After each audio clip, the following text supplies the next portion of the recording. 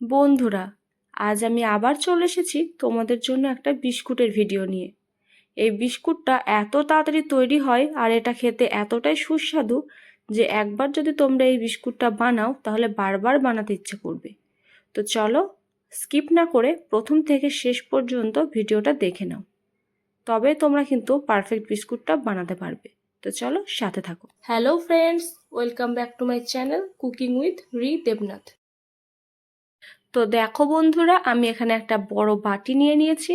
এবার এই বাটিতে আমি সমস্ত উপকরণ দিয়ে দেব। তো প্রথমে দেখো, আমি এখানে একটা ছোট বাটির হাফ বাটি নিয়ে নেব চিনি। এই বাটি মাপে আমি সমস্ত উপকরণ দেব। এবার ওই একই বাটি মাপের আমি এখানে দিয়ে দিলাম হাফ বাটি সাদা তেল। তো চলো, এবার এই তেলটা আমি চিনির মধ্যে ঢেলে দেব। তো তোমরা চাইলে এখানে কিন্তু গুঁড়ো চিনিও ব্যবহার করতে পারো। যেহেতু আমার চিনির দানাগুলো খুবই সরু বা সূক্ষ্ম সূক্ষ্ম, ওই জন্যই কিন্তু আমি এখানে গোটা চিনি দিয়েছি। তো এবার দেখো, এখানে আমি একটা হ্যান্ড বিটার নিয়েছি।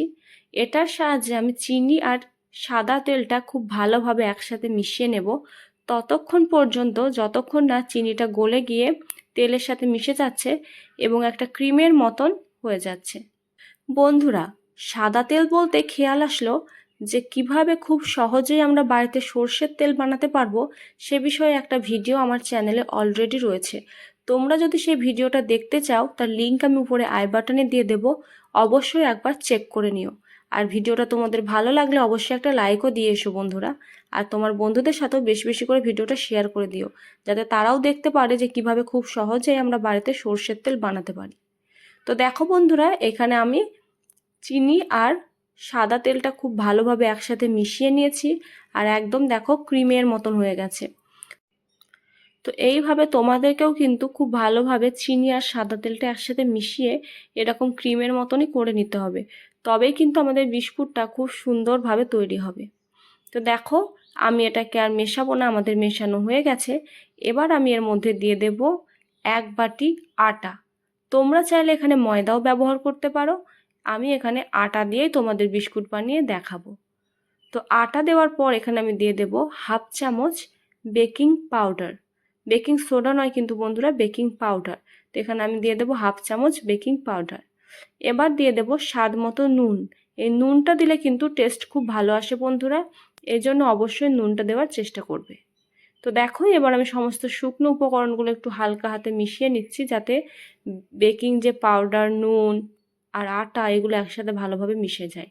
তারপর এগুলোকে আমি চিনি আর তেলের যে মিশ্রণটা তৈরি করলাম তার সাথে খুব ভালোভাবে মিশিয়ে নিচ্ছি।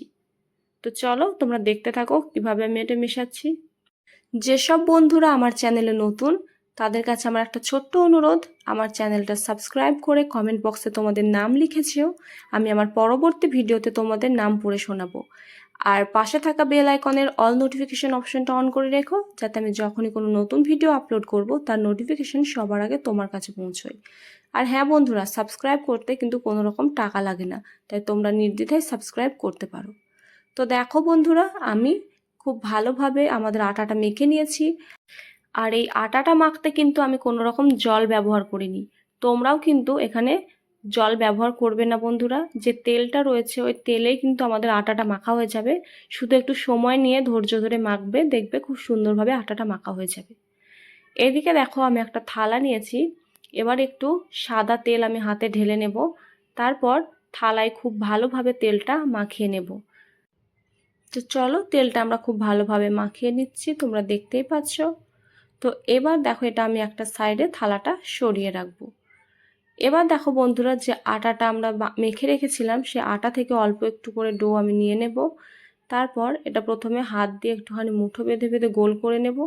এরপর দু হাতের সাহায্যে আমি এটাকে একটু পাকিয়ে গোল করে নিয়ে তারপর দেখো হালকা করে একটু চাপ দিয়ে চ্যাপটা করে নেব। তোমরা ভিডিওটা দেখো, তাহলেই বুঝতে পারবে কিভাবে আমি করছি।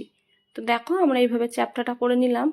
এবার আমরা কি করব, কাজু বাদামকে 4টে টুকরো করলে যেরকম হয় ঠিক সেরকমই একটা টুকরো নিয়ে আমি এই বিস্কুটের মাঝখানে দিয়ে আঙুলের সাহায্যে হালকা করে একটু চাপ দেব। তাহলে দেখো আমাদের বিস্কুট বানানো হয়ে গেল। তো চলো বন্ধুরা, এইভাবে আমি বাকি বিস্কুটগুলো বানিয়ে নিয়ে ফিরে আসছি। তো দেখো বন্ধুরা, কত সহজেই আমি সমস্ত বিস্কুটগুলো বানিয়ে নিয়েছি।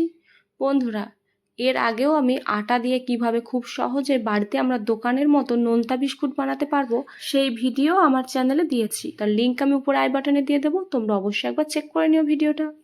তো চলো এবার এই বিস্কুটগুলো আমরা বেকড করব।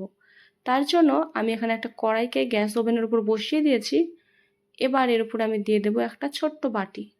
তারপর আমি এর উপরে বিস্কুটের থালাটা দিয়ে দেব। এই অবস্থায় আমাদের গ্যাস কিন্তু বন্ধ আছে বন্ধুরা। আমি কিন্তু কড়াইটা আগে থেকে প্রিহিট করে নিইনি, সম্পূর্ণ ঠান্ডা কড়াইতে আমি বিস্কুটের থালাটা রেখে দিচ্ছি। তারপর আমি একটা ঢাকনা দিয়ে ঢেকে দিয়ে 10 মিনিট মতো এটা একদম লো ফ্লেমে বেকড করে নেব। চলো 10 মিনিট পর আমি ফিরে আসছি।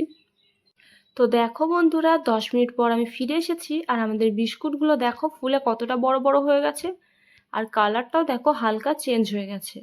তো এই বিস্কুটগুলো আমাদের বেকড হয়ে গেছে। আমরা এগুলো এখনই বার করব না, একটু এখানে রেখে দেব। যখন আমাদের থালাটা কড়াইটা একটু ঠান্ডা হয়ে যাবে তখন আমরা এই বিস্কুটের থালাটা আমরা কড়াই থেকে বার করে নেব। তো চলো এই বিস্কুটগুলো ঠান্ডা করে নিই, তারপর আমি তোমাদের কাছে ফিরে আসছি আবারও। তো দেখো বন্ধুরা আমাদের বিস্কুটের থালাটা ঠান্ডা হয়ে গেছে, আর বিস্কুটগুলোও ঠান্ডা হয়ে গেছে। এবার আমরা এটাকে বার করে নিয়ে এসেছি কড়াই থেকে, আর তোমরা দেখতেই পাচ্ছ কত সুন্দর হয়েছে বিস্কুটগুলো। তো ভিডিওটা ভালো লাগলে অবশ্যই একটা লাইক করে দিও, আর কমেন্টে জানিও আমার এই বিস্কুট তৈরির ভিডিওটা তোমাদের কেমন লাগলো। আর বন্ধুদের সাথে ভিডিওটা বেশি বেশি করে শেয়ার করে তাদেরকেও দেখার সুযোগ করে দাও। তো আজ এই পর্যন্তই, আবার দেখা হবে নেক্সট ভিডিওয়। বাই।